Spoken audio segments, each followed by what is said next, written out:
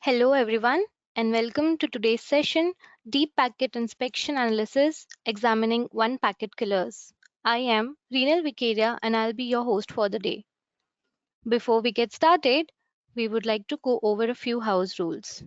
For our attendees, the session will be in listen-only mode and will last for an hour, out of which the last 15 minutes will be dedicated to Q&A. If you have any questions during the webinar, to organizers or a speaker, use the Q&A window. Also, if you face any audio video challenges, please check your internet connection or you may log out and log in again. Now about a speaker. Michał Sołtysik is a deep packet inspection analyst and cybersecurity consultant specializing in network edge profiling and zero-day attacks. With a focus on IT, OT, and IoT areas, he has identified around 254 protocols used for cyber attacks. Michael is also a skilled digital and network forensics examiner, a CyberWarfare Organizer, and a SOC Trainer, enhancing his cybersecurity roles with a broad range of expert knowledge. Michael holds numerous certifications, which includes EC Council Certified Network Defender, CND, Digital Forensic Essential, DFE, Network Forensic Essential, NFE, and the recently completed Certified SOC Analyst, CSA, and many more. So, without any further delay, I would now hand over the session to our speaker.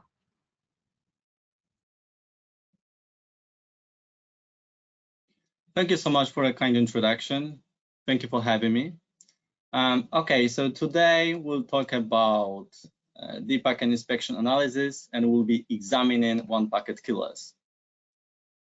So as said before by a friend of mine, my name is Michał Sołtysik. I'm a deep packet inspection analyst, and hopefully you will enjoy this session with me. So as also said before, I am certified when it comes to EC Council as Certified Network Defender, Certified SOC Analyst, and also in a lot of different sub areas of cybersecurity. So the description of today's webinar, to sum it up in a few sentences, would be the following. So as we know, there are some professional teams, such as SOC teams, which are formed to defend against cyber criminals, basically defend infrastructures. As we know, such teams usually use some automatic tools such as SIEM solutions, IPS solutions, web application firewalls, and so on and so forth. All of these tools are great. Basically, they're amazing tools to help us with our daily tasks. However, unfortunately, I will try to prove it throughout today's presentation and webinar that this is unfortunately not enough, and we need to boost our operations, basically think out of the box and add additional layers of defense so that we can tackle the most complicated, advanced, unknown zero-day attacks. And I will be discussing this topic and basically issue based on a few examples of different protocol selection.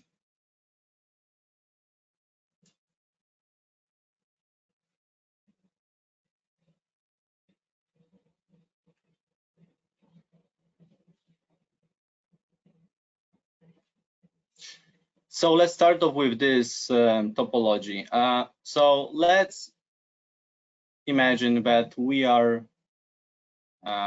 being targeted by a hacker who's out there somewhere in the world. We have an IPS solution that is defending our infrastructure. So what does this system do, in short? As we know, it has a few ways how to detect threats. One of them, the main one, is based on signatures. However, as we all know, the number of such signatures is limited. This needs to be regularly updated, obviously. We also have heuristic thresholds, and because of this method, we might have a lot of false positives, but this is how this basically technology works in short. Then we also have web application firewalls. So yet another technology that helps us mitigate web attacks. it's basically worked in such a way that it is looking for specific patterns and anomalies, and it conducts basically the analysis automatically and comes to some conclusions, so to say, by examining the headers, and is looking for certain parameters and conditions in the requests. Then we have a very well-known system that is being used in all the SOC teams, I would say, or almost every single one. It's a SIEM solution. We have quite a few out there that are being offered to such teams. But what is important is that such solutions can only do the right job for us, so to say, if you know what I mean, if we have proper correlation rules to monitor either events or flows or both, hopefully. So I've just touched upon 3 solutions. We have many more, but just to give you an example. And why having all these implemented simultaneously is not enough when it comes to the overall posture of our infrastructure. These are 3 reasons at the top, in the middle, as you can see, which are the reasons why this is unfortunately not enough, objectively speaking. So first of all, they would not defend against zero-day attacks. Secondly, if we have some unknown attacks for the IPSs or other systems, because the signatures are not in there yet, it might not be a zero-day attack yet, but if the signature is not in there, unfortunately, the detection will be difficult to happen. And then we also might not have specific correlation rules in our SIEM solution, so that, again, a certain threat will not be detected. So what shall we do in such a situation? Of course, we can find different solutions. The one I really recommend, that's what I've been doing for the last 6 years of my life, every single day. Let's go for deep packet inspection. So why would we want to do that? Let me give you a few justifications, reasons for that, objectives.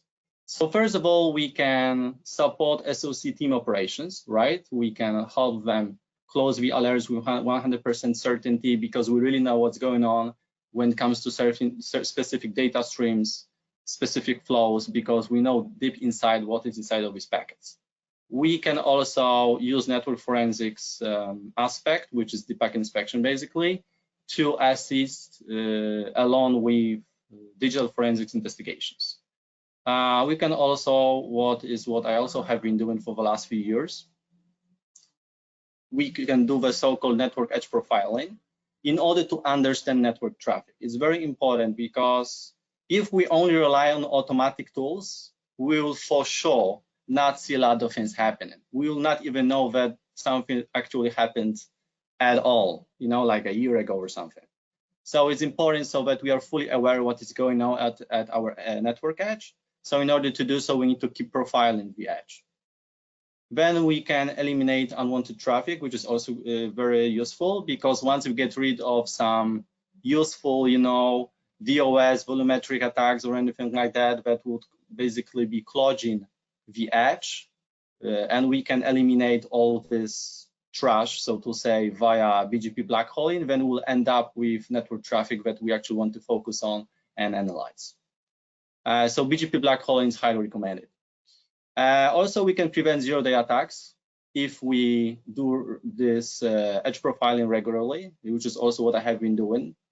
And then also, which touches upon today's webinar's topic, we can eradicate one packet killers.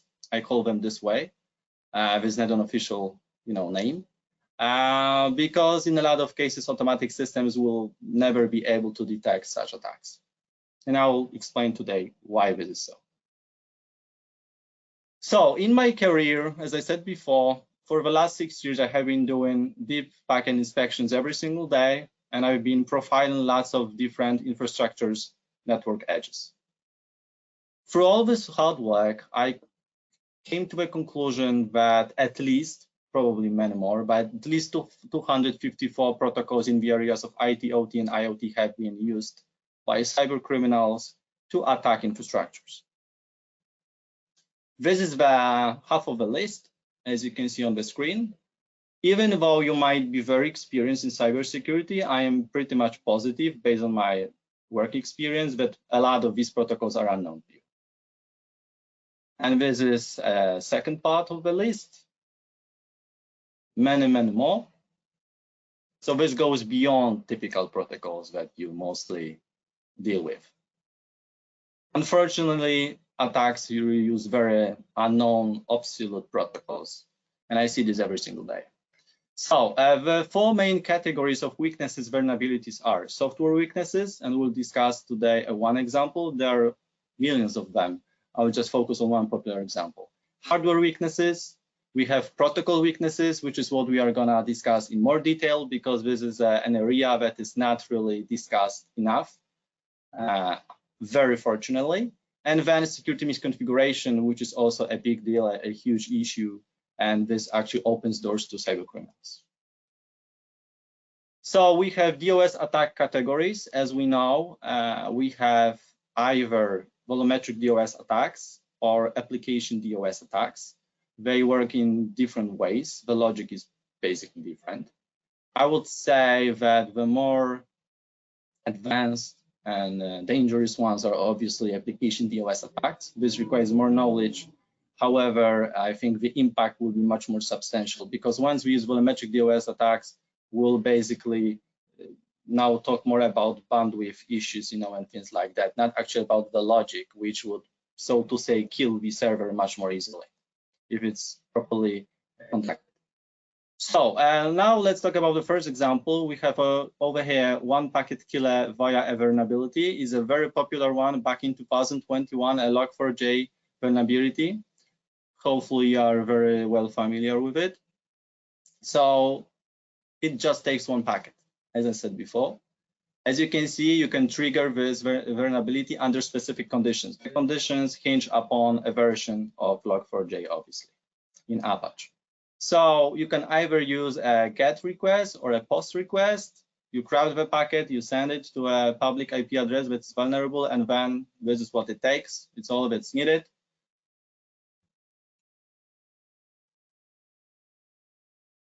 If you want to get to know more information about this vulnerability, then you can check out these links. However, I'm pretty sure that if you're experienced enough that you've seen lots of such examples. It's just to spread awareness and touch upon some additional topics for my webinar.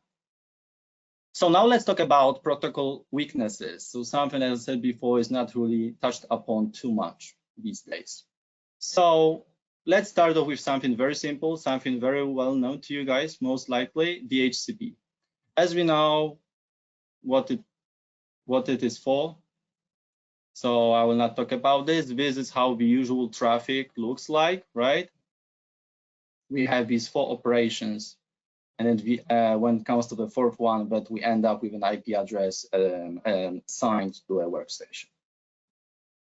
So what was very interesting to me when I was doing some investigations back in the day is that the creators of this protocol were very honest with us, with the public. As you can see, it says, I quote, DHCP in its current form is quite insecure, end of quote. This is brilliant, pretty ridiculous to be honest with you, but this is the truth. So people who created this protocol actually do admit that this protocol should not really be used because it has lots of weaknesses. There are different weaknesses mentioned as the ones seen on the slide. Just to show you that even though some people come up with some mechanisms, they are aware that these mechanisms are not really secure. And I'm not talking about, as we know, plain text protocols like HTTP, that is obvious. Now there are more actually weaknesses for DHCP. So yet another RFC that states more weaknesses that we can find when it comes to the specific protocol. So now let's see in real life what happens when it comes to this protocol and some attackers exploiting weaknesses of this protocol. As we can see, I have an example of one attack that was coming from a public IP address hosted in the US that was using a specific operation for a specific thing, so to say. So in order to give you more details, I wanted to, when I first came across this example, I wanted to find out more about the specific operation for DHCP. So I even found an RFC specifically assigned to the specific operation. And then I found out, I quote, security issues are not discussed in this memo, end of quote. So I would not basically be told too much about these weaknesses, possible ones for this specific operation, for this specific protocol. But it is actually used very often out there in the internet. Maybe you've missed it, maybe you've seen it, up to you. Anyway, the attackers would be forcing the DHCP initializing state by trying to obtain a lease for an IP address for its scope. And basically, they're trying to manipulate the mechanism that is in there for this protocol in very short terms. So when the DHCP client receives this specific operation, it returns to the initializing state. If you do this under specific circumstances, it might work. So let's talk about a second example. It's a very popular OT protocol, along with Profinet, probably two most popular ones. So Modbus is very widely used. So as we know, it became a de facto standard communication protocol for communication between industrial electronic devices in a wide range of buses and networks. So it's being used very widely in SCADA systems and some others. And I would say that it's pretty much everywhere when it comes to OT, unfortunately. But now, when we look closer, when it comes to the functionalities of this protocol, we might come to the following conclusions. First of all, it lacks confidentiality. It has some issues with this. There's a problem with integrity. There's an issue with authentication. And there's no enough complex session management incorporated when it comes to the scheme of this protocol. So unfortunately, all the operations are in plain text. There's no authentication as I said before, and so on and so forth. So altogether, unfortunately, such data streams will be highly vulnerable. As it's written on this slide, this protocol is one of the most vulnerable SCADA protocols out there, unfortunately. Now let's talk about real-life examples. As you can see on the first screenshot, we see an operation that is trying to force something, literally force to try to do something, and then we have a reply, which is actually a negative one, so we would not be able to succeed. But it doesn't mean that this is not possible. It's just one example that would not succeed. But now I'm showing you a different example of the same operation. Actually, the conditions are exactly the same because the values in different headers are exactly the same, but probably the configuration topology would be different. That's why we have a different result. As you can see, we have a response to such a request, and unfortunately, this would trigger a certain reaction when it comes to the attack targeted device. So in short, a hacker in this very case would be forcing the address slave to its listen-only mode, resulting in all active communication controls being turned off, and consequently, a device will simply go into an inactive state, so that it will not respond to comments or send any responses. The result of which, unfortunately, there will be no longer any legitimate communication using this protocol when it comes to, obviously, the devices at both ends of this communication. Now, just to show you guys, because it was also very surprising to me, on one hand, but on the other one, not at all, is that everybody can find this piece of information. It's not secret. It's not a zero-day attack or something that nobody would know about. You can just Google, and as you can see at this URL, you can find out about this, and then you can try to use this knowledge to, for malicious purposes. Just to show you how to actually manage with this knowledge and with some cool, clever mind, how to, exploit this. So we obviously need to start with getting into the network because mostly SCADA systems are isolated within local segments. So we can, first of all, use phishing attack vectors. we can exploit software vulnerabilities, we can use pivoting, we can go for credential stuffing, we can use different ways. Anyway, once we're inside, then, and we see that there's a SCADA system reachable, then we will basically scan it to see which address is the one that we are looking for and want to focus on. Then we basically deploy a packet sniffer so that we can catch the traffic, so that we can analyze it. Because the more we know about our victim, the better attack is going to be, right? So once we capture the traffic, we might, as I said before, analyze its structure, content, all the values, all the headers, everything.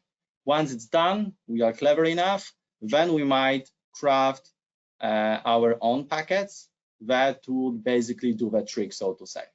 So we can craft and spoof such packets, send them to our victim, so to an IP address that such packets are destined to. We can use either SCAPI or Modbus or a custom script. It doesn't really matter. There are many ways how to do so. Anyway, on the left-hand side, you can see a script, an example of one, which would help us actually to attack a system that runs on Modbus. Yeah, and on the left-hand side, you can see a packet which would be the result of the execution of the script on the left-hand side. And then after sending the packet, once it's done, it's just, again, it might be a one packet killer again, unfortunately, once you're prepared well enough. The attacker might actually be monitoring the network to see if actually the system is working, so that he knows whether or not he's successful or not.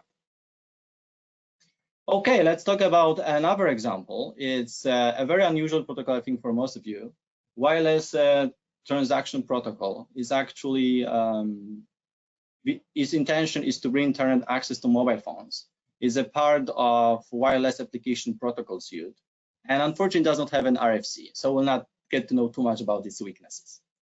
So unfortunately, hackers know about them because they study them, they come up with them.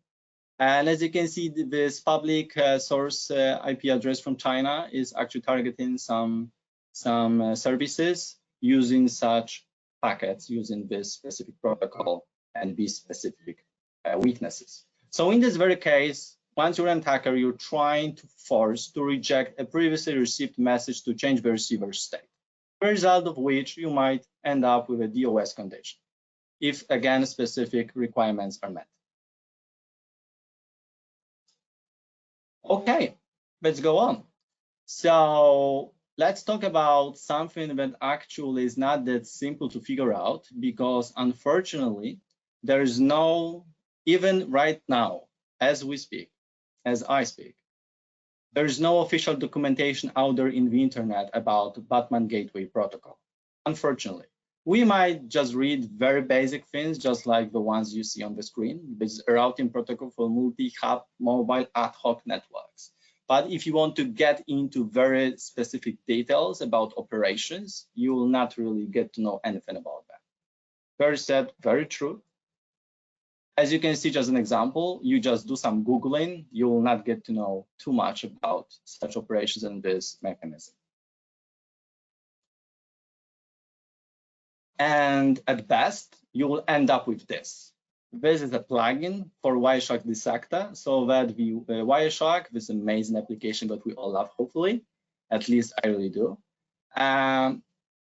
is basically Wireshark is using such plugins to be able to dissect protocols and show you, right, in GUI, this interface, basically what's going on. So I was unaware of what actually these operations would want to do. So I spoke to Simon. He's one of the creators of this mechanism. And he told me that this protocol is a very old, now obsolete tunnel protocol using Batman mesh networks, layer 3. And it uses the UDP port 4306 and encapsulates IP messages. Then, which was the game changer, he sent me additional internal documentations he was in the possession of that actually explained certain operations that were not explained publicly. So once I give you all this secret, but now in a sec it will be revealed publicly. It will show you that actually for some reason hackers know how to exploit these operations, even though there's no public information available out there. So now we see one operation, as we can see, is IP request operation. We see there's an IP address hosted in Pakistan that is actually using this operation to do something, right? So in this very case, we are requesting a fresh IP address by the client. Again, under specific circumstances, if we are not isolated properly and so on and so forth, we might manage. At least we know the reason why somebody's doing so, which is still a lot. And there another example, a different operation, keep alive request. Again, you will not get to know too much about it there online. And now we have the explanation. So it refreshes list IP addresses by the client. Very simple, similar to DHCP, but we would not know with publicly available information what these operations would basically do once they are sent and processed. And as I said before, under specific circumstances, unfortunately, this would work. So now let's talk about yet another example, the last one that I want to talk about today. So H.225.0. Maybe it's a little bit obsolete. A lot of you might know about this one, but I think it's an interesting example because it has 3 different weaknesses that are being exploited non-stop out there that I've noticed, but we are not really mentioning any RFC documents or any other documentations out there.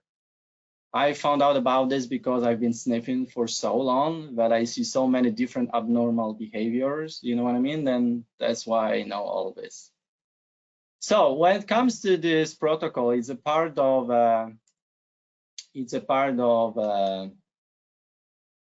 larger suite, which is H.3231, and is used for basically multimedia communication over packet-based networks. What is very important, and this specific component is being actually exploited in all these attacks that I've been seeing, is the H.225. Registration, admission, and status, in short, RAS functionality.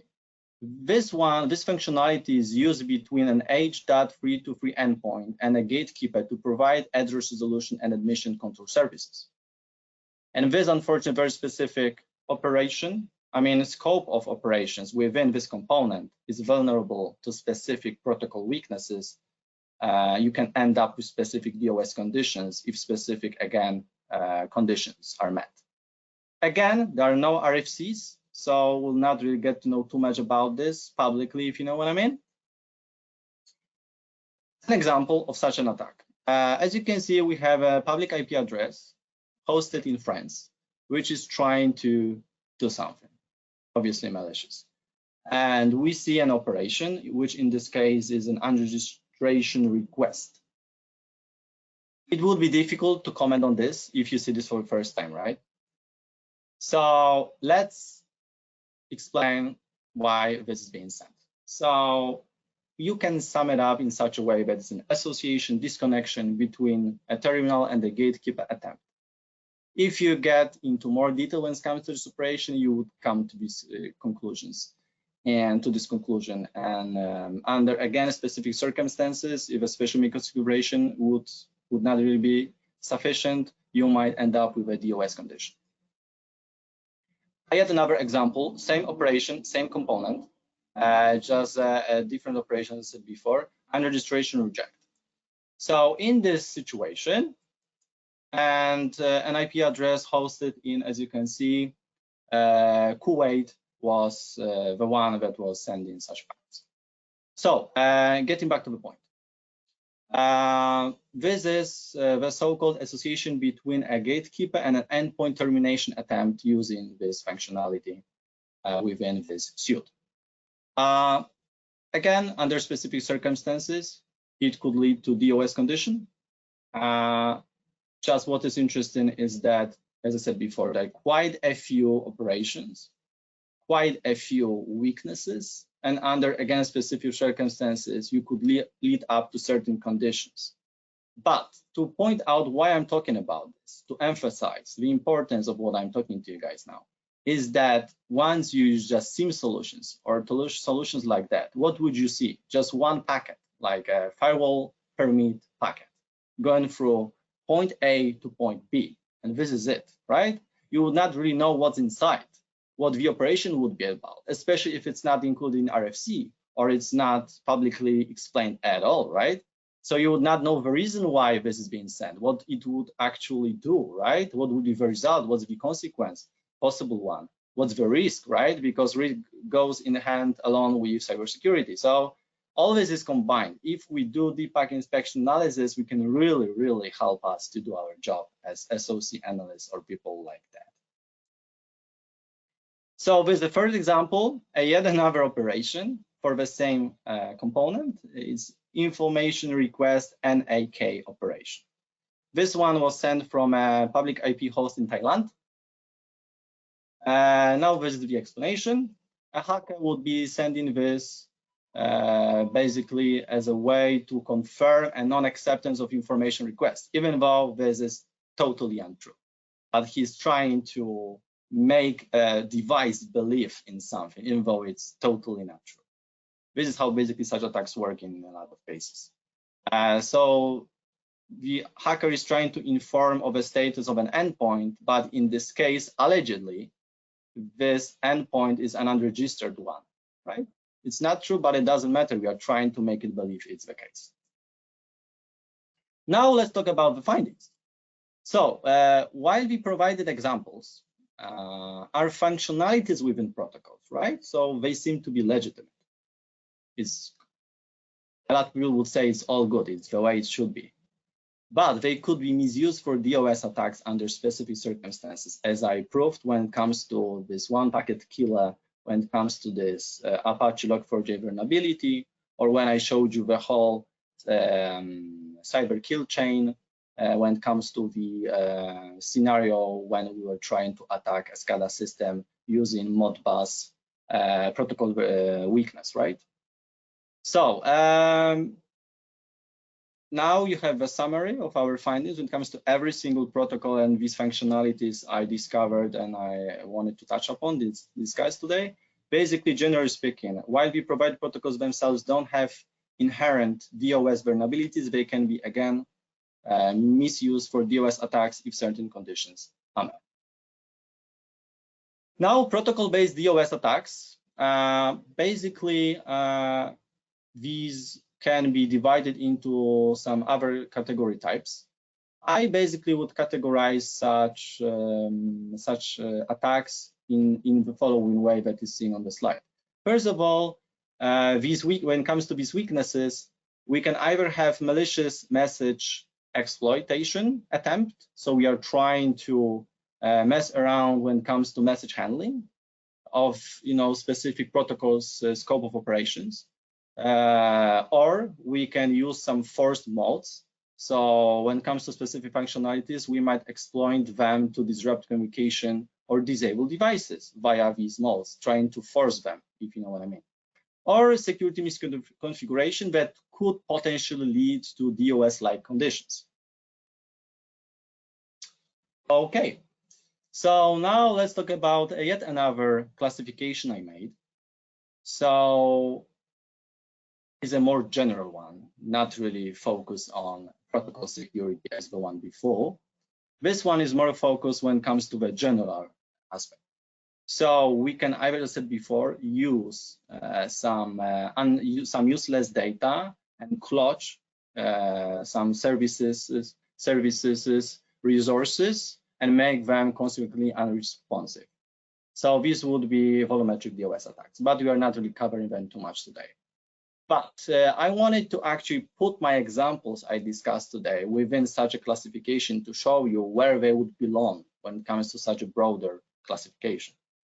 So we have these application DOS attacks, and we have some subcategories. So we have, now you see these examples I mentioned before.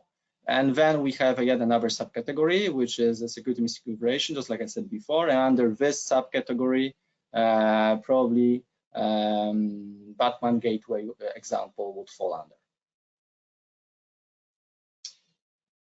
Okay, so now let's think about possible reasons why an attacker might actually want to send such a packet, the so-called one packet killer, depending on the circumstances and conditions, being met or not. So first of all, the main reason would be just to try to cause a DOS condition when, once again, I keep telling you this so that you guys can really remember it, when specific conditions are fulfilled. So this can occur for a wide variety of reasons, including financial gain, political, ideological motivations, demonstration of skills, and other possible reasons, right? Pretty obvious. Then we might actually not want to kill, so to say, a device. We might just probe for vulnerabilities, just to see if actually this operation would cause anything, if you know what I mean, any reaction, any packet going back to us or whatever. We might also identify the protocol and version. This would also help us to, like figure out how to exploit something, if you know what I mean, generally speaking. And also we could use such packets for evasion techniques, because as you know, a lot of such protocols, once lots of traffic is being sent, the threshold would be exceeded, and we would probably be informed about such attacks by means of our IPSs, right? But if there's just one packet just trying to check something, probably most likely would not be informed about this, especially if it's a legitimate operation. It's not a vulnerability, so there's no signature to be detected, and basically tackled. Okay, now let's talk about the conclusions. So, in my humble opinion, the essential aspect of today's webinar is to come to conclusion number 1. So, protocol functionalities can be weaponized. From my experience, I can say that unfortunately, lots of professional SOC teams are not really experienced enough when it comes to the weaponization of protocols weaknesses. We are unaware of them. It's also difficult to monitor and tackle such threats, as now hopefully understand it a little bit more. So it's very important to spread awareness among cybersecurity experts. This is what I actually am doing right now as I speak to you guys. And yeah, that's the main thing I wanted to point out to you. Okay, also it's important to focus on underlying weaknesses, so that the more we analyze, the more we see, the more we come across, if you know what I mean, the more we'll know, and the more secure a certain infrastructure is gonna be. It's also important to think about layered approach to defense. So, as I said before, the standard solutions are not enough. So, addressing protocol weaknesses through updates is crucial, but it's equally important to ensure proper device configurations, strong security measures, resource limitations to prevent exploit attempts. So, there are many more security measures that you can implement apart from just using automatic tools like the ones I mentioned at the very beginning of today's webinar. And then preventive measures and vigilance. So conducting, as I said before, that's what I've been doing for the last 6 years, conducting regular network edge profiling to identify which protocol weaknesses and vulnerabilities are being exploited, and noticing current trends and campaigns helps to add an additional layer of defense. In my opinion, this additional layer of defense makes the difference. That's why it's worth spending even years to get to know more about this, because there's not only security vulnerability, there's not only, how to say, some popular methods to detect zero-day attacks, right? For example, fuzzing. Everybody knows that fuzzing helps with detecting zero-day attacks. But what if it's not a software vulnerability? Then we have to figure this out differently, right? So I'm giving you a tool, so to say, how to do this differently, to defend against different types of attacks based on protocol weaknesses. Okay, and now recommendations. So I highly recommend analyzing firewall policies because hardening, reconfiguration can again make the trick and all this go away to a great extent. Isolate certain systems, obviously. Pivoting is not that easy, so isolating will make the trick in a lot of cases as well. Scenarios.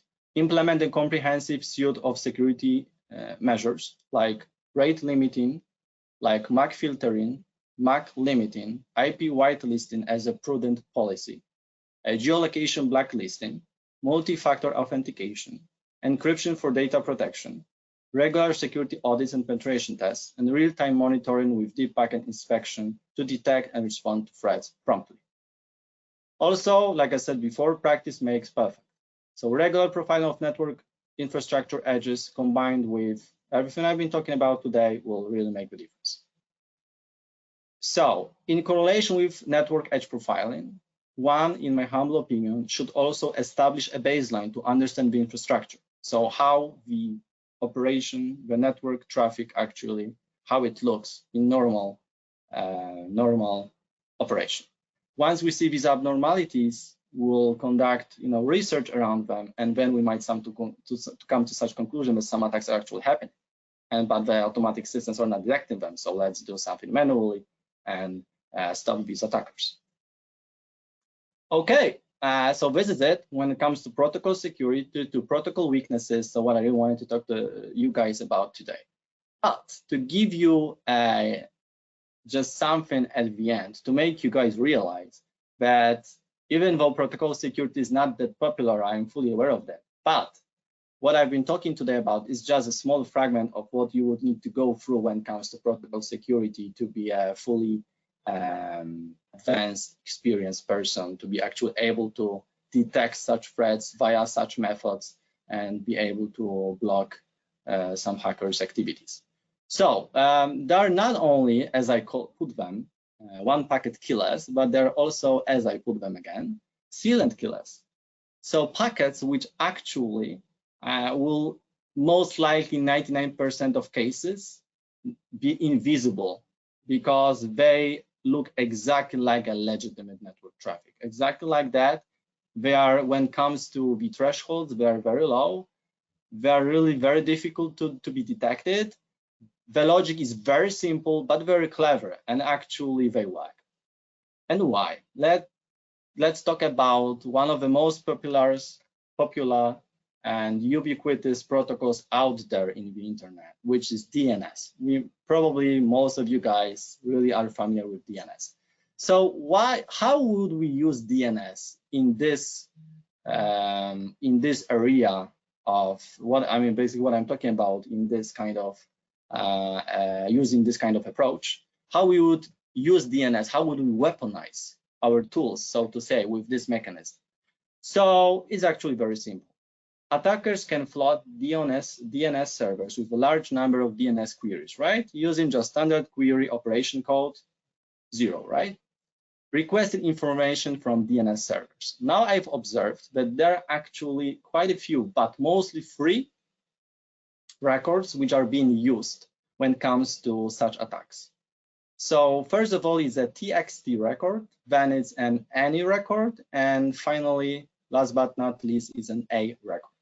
So when it comes to the first one, is a type of a resource record in the domain name system used to associate arbitrary text with a host or other name for various domains, even very well-known ones.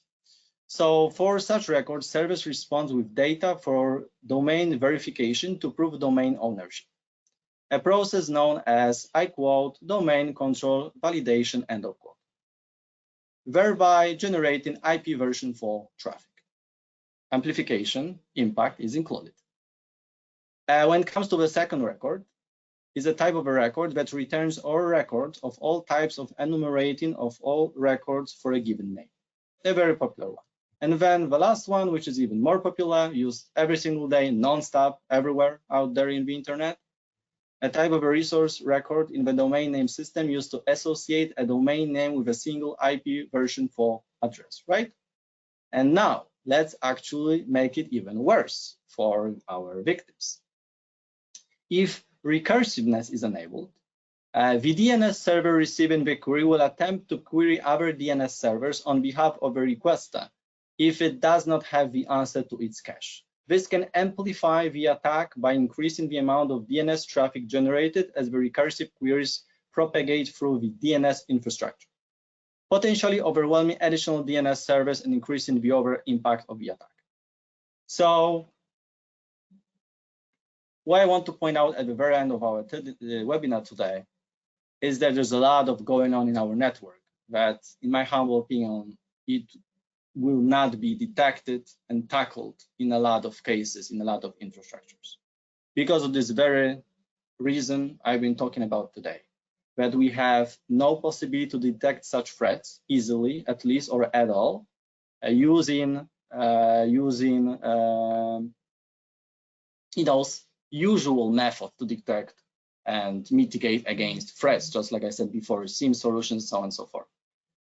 So it's also important to understand, last thing, is that there's something very important, RTT.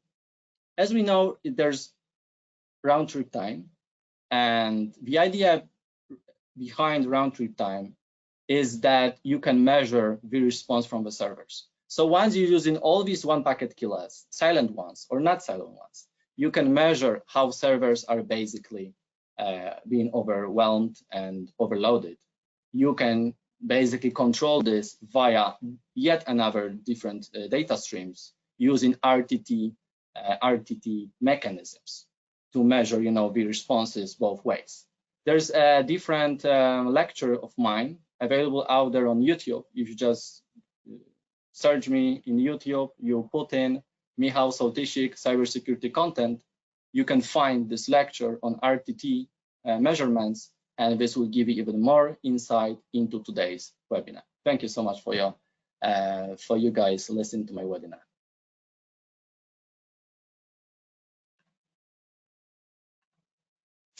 Thank you very much, Michael, for delivering such an insightful and informative session.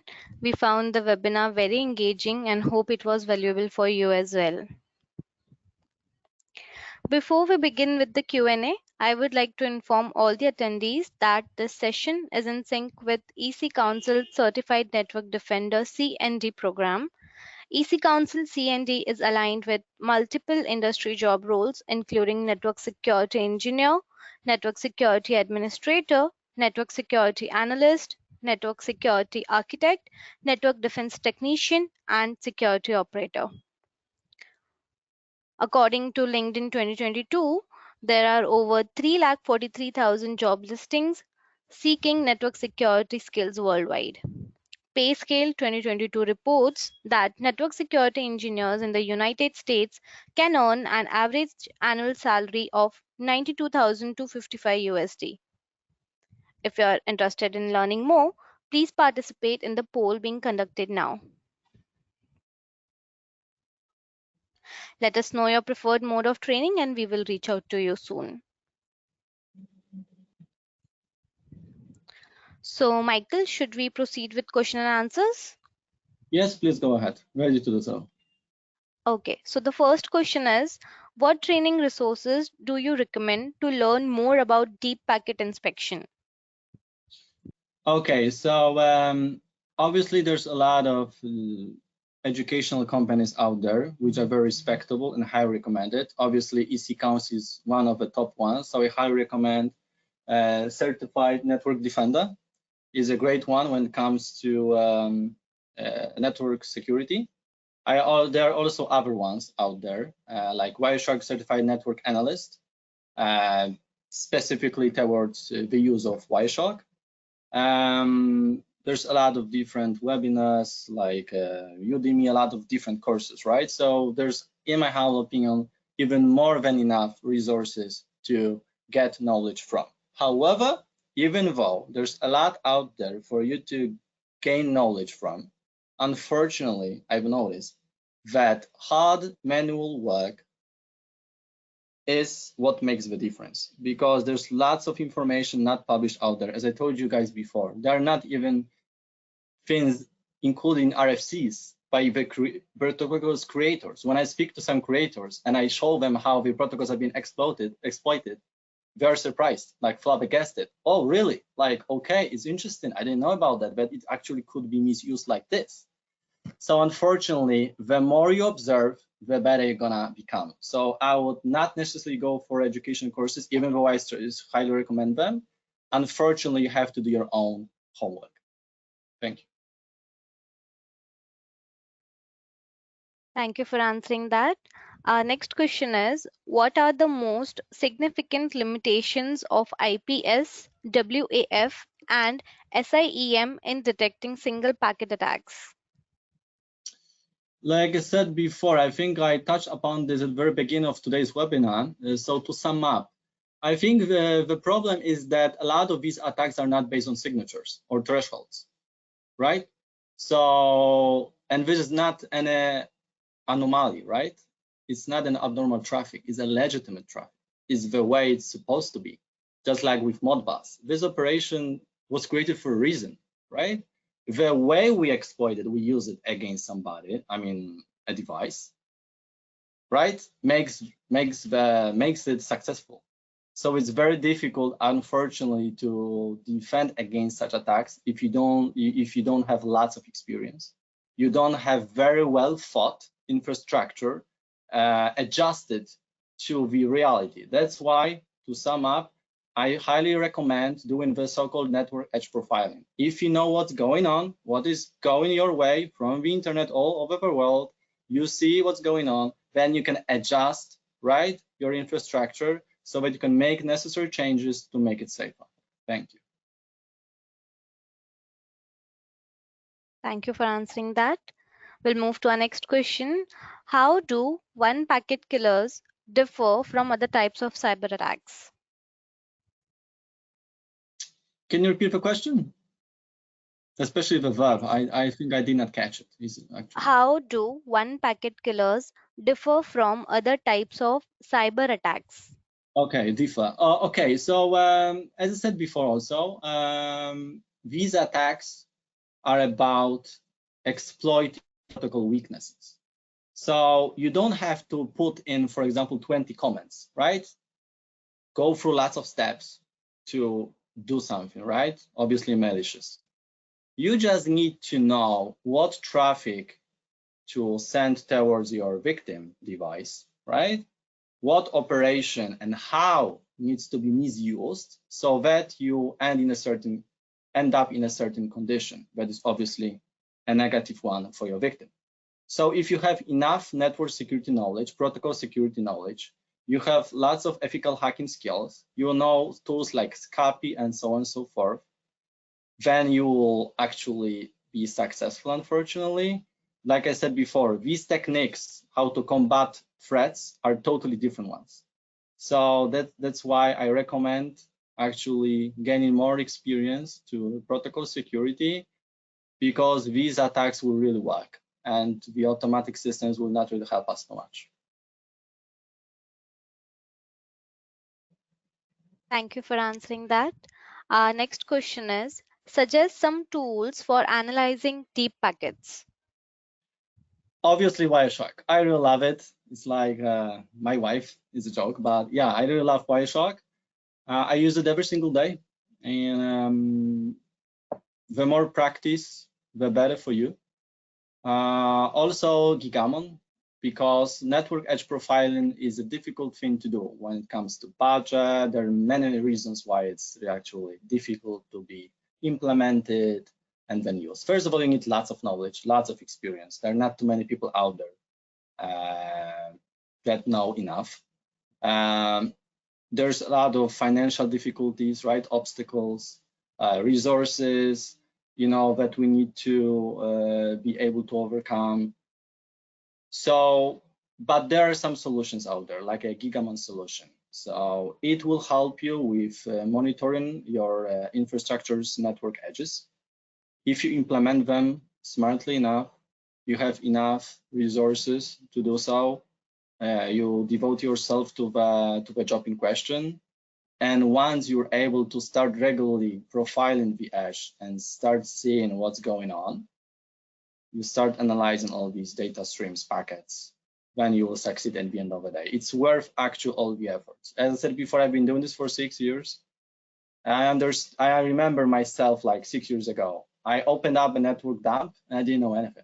I was like, okay, what's going on? I don't know. But that was 6 years ago. Thank you for answering that. We'll take last 2 questions for the day. How can organizations develop and implement mitigation strategies using DPI and anomaly detection? Yeah, like I said, just first of all, they really need to think about implementing such solutions like Gigamon. The solutions are out there available for everybody. You have to smartly. I think that in a lot of infrastructures, the systems that are implemented are not really right ones. I personally recommend a SIEM solution, EDR solution, and Gigamon. These 3 solutions combined all together can really make the difference, but you really need all of them because they're for different reasons. Like a SIEM solution is great for like Active Directory, unauthorized changes, and so on and so forth. I can go on for years. Right? Then, for example, IPS solutions for known signatures is also a very useful one. EDR one, this solution is very useful for basically tackling threats on host names, right? Most attack successful ones actually happen because we click on a link when it comes to a phishing attack vector, right? So we really need EDR solutions. And then, as I said before, this additional layer of defense that we really need to take into consideration is profiling network edges. And Gigamon and solutions like this one will help us to capture the network traffic, not just like a very broad general piece of information in SIEM solutions payloads that will not give us too much information, but we see all the content, all the data streams, all the packets inside, all the headers, all the values, all the operations, and we will be much more we will be basically provided with much more information that we can take advantage of and make use of when it comes to our daily security operations and operations. Thank you for answering that. The last question for you is, how much should a security analyst know about network fundamentals? I've been training professional SOC teams for 7 years now. Unfortunately, the awareness is very low. It's not just about one country, one region, one city, worldwide. Self-awareness is very low, unfortunately. There are not enough trained, sufficiently personnel out there working actually within professional structures, just like SOC teams. It's very difficult to find brilliant, clever, intelligent, ambitious, very hardworking people out there right now these days, because the world, I think, in my humble opinion, is going towards a different direction. So it's difficult to find such people. But once you find them and they are really passionate about their job, they will do their job better because they're passionate about it. So they will spend years just like me between these walls and keep learning, keep getting better, and then they will make the difference. They will be able to defend infrastructures against cyber criminals, not just pretend they are trying to do so. Thank you to our wonderful speaker, Michael, for answering those questions and for the great presentation and the knowledge shared with our global audience. It was a pleasure to have you. Yes, it was a pleasure to have you with us, and we are looking for more and more sessions with you. Before we conclude the webinar, Michael, would you like to give a small message to our audience? Yes, I highly recommend, as I said before, trying to get your hands on CND. I really enjoy this. It's accredited by a lot of very respectable educational bodies, entities, so highly recommend it. I also recommend following me on LinkedIn. I will be taking part in some international conferences worldwide this year, later this year, so you might see a lot of some content of mine published via my social media. And as I said before, also you can search for me on YouTube check out my other lectures, especially the ones that are in English, because there will be also some others in my native language, so you can skip them. And yeah, I hopefully will stay in touch with you guys via LinkedIn or during some future conferences that I will be giving you guys. Thank you so much for your attention, for your time. Really appreciate this humbly, and see you soon. Thank you so much, Michael. With this, we end the session. You may now disconnect your lines. Thank you, Michael. Pleasure having you with us today. Thank you. Honored to be your guest. Bye-bye. Bye.